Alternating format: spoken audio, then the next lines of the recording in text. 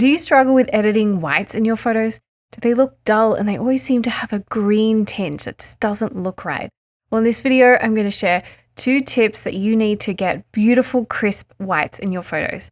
Hi, I'm Rachel Konak, professional food photographer, helping you edit incredible photos that look good enough to eat.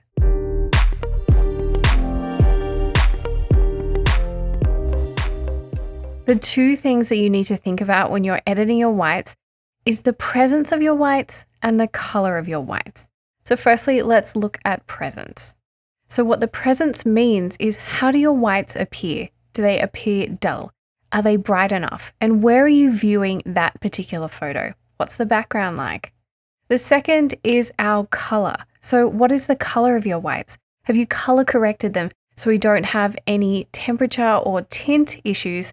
So we often look at white balance. So we're going to edit a pretty white photo today. So this is my white chocolate panna cotta, and I've thrown in some frozen blackberries in there. And I really wanted us to really just focus on the fact that there are a lot of whites in this image. So we're going to look at those 2 things, so presence and color of your whites, so that we can get an image looking like this. So here is where our whites started.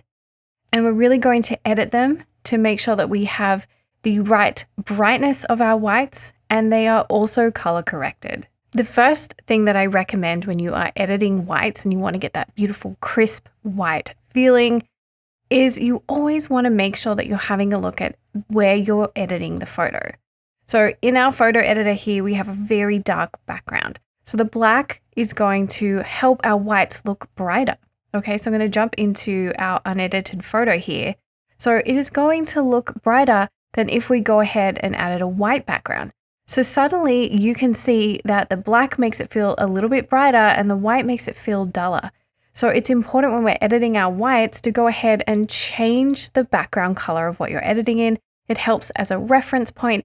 Is going to allow you to have brighter whites, especially if you are sharing on something like Instagram. So that's the first thing I always recommend doing. So the first edit we're going to look at is color correcting our whites, because that's pretty obvious. And a lot of us are going to use a white balance adjustment. So you can think about, do you want those whites to feel a little cooler or do you want them to feel a little warmer? So I always click around with my eyedropper tool and then I make any adjustments in the actual white balance panel, just to make sure it looks exactly how I like. The other edit that I like to do is in the color editor. So when I'm thinking about my whites, I really don't want them to have a green or a purple tint.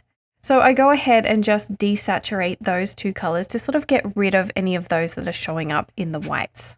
You can go ahead and do that for any of the blues and yellows as well. So here you'll see we've started to remove some of those color casts on our whites.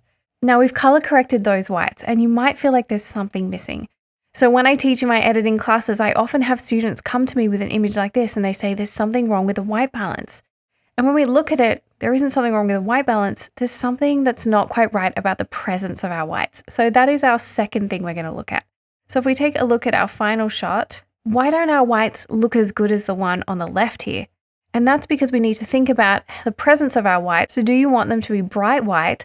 Or are you okay with them having a little bit of dullness to them, a few more shadows in there?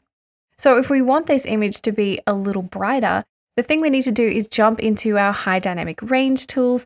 So in Capture One, there is a beautiful tool called the brightness tool, and that really targets the midtones. And often when an image is feeling dull, that is because our midtones aren't edited enough or they're not bright enough for how we would like.